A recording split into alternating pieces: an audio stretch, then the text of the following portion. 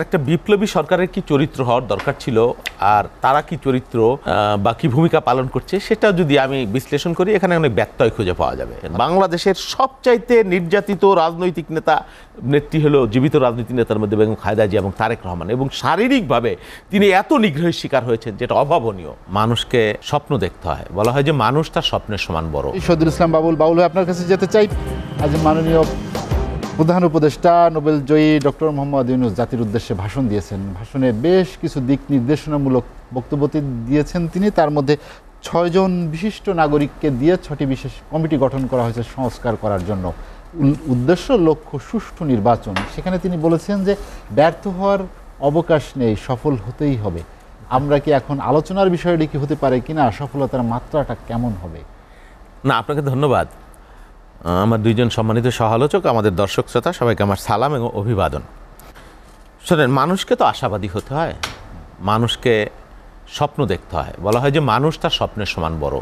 অনেক ঘাত প্রতিঘাত হয়েছে, অনেক অন্যায় অনিয়ম হয়েছে, অনেক অশোভন কার্যক্রম হয়েছে, অনেক লুণ্ঠন হয়েছে, দুর্নীতি হয়েছে, অমানবিক আচরণ হয়েছে। আমরা 53 বছর স্বাধীনতার একটা জাতি রাষ্ট্রের জন্য অনেক সময়, যদিও কালের পরিক্রমা এটা খুবই সংক্ষিপ্ত ব্যাপার, কিন্তু এই জাতি রাষ্ট্রের জন্য বা একজন মানুষের জন্য তো বটেই, তো অনেক বড় সময়। এই সময় আমরা যে কাঙ্ক্ষিত বিষয়গুলো বা সাফল্য অর্জন করতে পারতাম, বা আমাদের পরেও যারা স্বাধীন হয়েছে তারা যা অর্জন করতে পেরেছে আমরা তা পারিনি ক্ষেত্র বিশেষে, আবার কিছু কিছু পেরেছি। এই যে পেরেছি এটা কারো একক অবদান না, যতটুকু পেরেছি এটা রাজনৈতিক নেতৃত্বেরই অবদান আছে এর মধ্যে। আবার ব্যর্থতা যদি কিছু থেকে থাকে সেটাও রাজনৈতিক ব্যর্থতা।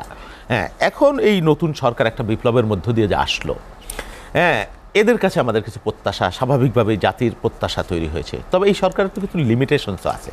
তারা মাত্র 1 মাস পার করেছে। তাকে আপনাকে সময় দিতে হবে। হ্যাঁ, তাদের কাজের আমরা সমালোচনাও করব, প্রত্যাশাও করব, আবার তাদেরকে স্পেসও আপনাকে দিতে হবে। যদি ভালো করে থাকে সেটুকু আপনাকে বলতে হবে, কারণ অনেক লড়াই সংগ্রামের মধ্য দিয়ে আমরা এটা অর্জন করেছি। একটা বিপ্লবী সরকার, প্রথমেই বলে নেওয়া দরকার, একটা বিপ্লবী সরকারের কি চরিত্র হওয়ার দরকার ছিল আর তারা কি চরিত্র বা কী ভূমিকা পালন করছে সেটা যদি আমি বিশ্লেষণ করি এখানে অনেক ব্যত্যয় খুঁজে পাওয়া যাবে, হতাশার জায়গাও খুঁজে পাওয়া যাবে। সরকারের মধ্যে যারা আছেন তারা শ্রেণী ভেদে বা বিষয় ভেদে তারা এক্সপার্ট অনেক মানুষ আছেন, এরাও বরেণ্য মানুষ। বাংলাদেশের আমরা চিনি অনেককেই, আবার কাউকে কাউকে চিনিও না। তো তারা তাদের বিষয়ে এক্সপার্ট হয় যেমন এক বিষয়, আর গোটা রাষ্ট্র পরিচালনা করাটা কিন্তু অন্য বিষয়। রাষ্ট্র পরিচালনার সাথে রাজনৈতিক নেতৃত্ব ভালো হোক মন্দ হোক সম্পৃক্ততা থাকলে সেটা ভালো হয়, চেইন অফ কমান্ডো থাকে।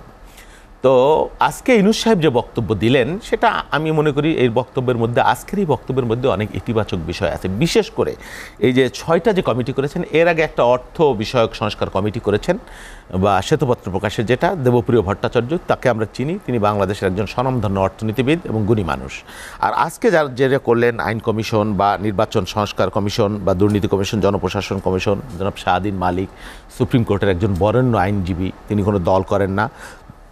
আইনজীবীদের মধ্যে এবং বাংলাদেশের সুশীল সমাজের মধ্যে তার গ্রহণযোগ্যতা চমৎকার, প্রশ্নাতীত। বদিউল আলম মজুমদার দীর্ঘদিন তিনি নির্বাচন নিয়ে কাজ করেন, সুশাসনের জন্য, নাগরিক সুজনের। হ্যাঁ, তারপর আপনার আব্দুল মুঈদ চৌধুরী, তিনি অনেক বয়স্ক মানুষ, কিন্তু তিনি খুব চমৎকার একজন, মানে পাকিস্তান সিভিল সার্ভিসের একজন চমৎকার অফিসার ছিলেন, আমরা তার জীবন যতটুকু জানি।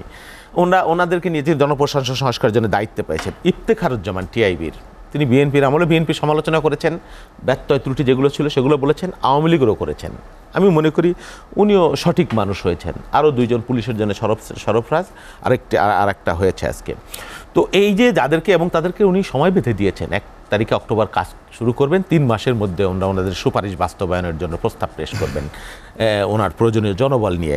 আমরা আশাবাদী হতে পারি যেই সংস্কারটা আমরা চেয়েছিলাম সেক্টর ভিত্তিক, বিএনপির যে 27 দফা রাষ্ট্র সংস্কার যে রূপরেখা, আজ থেকে আরও 2 বছর আগে আমাদের ভারপ্রাপ্ত চেয়ারম্যান যেটা ঘোষণা করেছিলেন, হ্যাঁ, তার মধ্যেও কিন্তু রাষ্ট্র সংস্কার যে মৌলিক বিষয়গুলা, যেমন আমি বলতে পারি আপনার মন্ত্রিপরিষদ, প্রধানমন্ত্রী এবং রাষ্ট্রপতির ক্ষমতার ভারসাম্য, এখন এক ব্যক্তির শাসন, একজন মোগল সম্রাটের মতো তার ক্ষমতা, হ্যাঁ, সেইটা যে ভারসাম্য, এটা আমার ভারপ্রাপ্ত চেয়ারম্যান এবং আমার দলের পক্ষ থেকে কিন্তু দেওয়া হয়েছে। এটাকে নিশ্চয়ই আপনি ইতিবাচকভাবে দেখবেন। দ্বিকক্ষ বিশিষ্ট পার্লামেন্ট, এই যে বিভিন্ন শ্রেণী পেশার যে বিজ্ঞ মানুষ, বিশেষজ্ঞ মানুষ, সবাই এক বিষয়ে বিশেষজ্ঞ হবেন না। আমি রাজনীতি করি, আমাকে সব বিষয়ে কম কম বেশি জানতে হয়, কিন্তু স্পেসিফিক কোনো বিষয়ে অভিজ্ঞতা তো আমার নিবিড় হতে পারে না।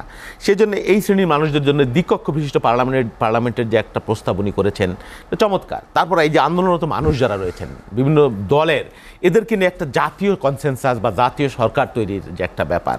তারপরে এই যে রেইনবো নেশন, পারস্পরিক প্রতিহিংসা নির্যাতন, আমার ভারপ্রাপ্ত চেয়ারম্যান এবং ম্যাডামের বক্তৃতায় আপনি বুঝেছেন বাংলাদেশের সবচাইতে নির্যাতিত রাজনৈতিক নেত্রী হলো জীবিত রাজনৈতিক নেতার মধ্যে বেগম খালেদা জিয়া এবং তারেক রহমান, এবং শারীরিকভাবে তিনি এত নিগ্রহের শিকার হয়েছেন যেটা অভাবনীয়।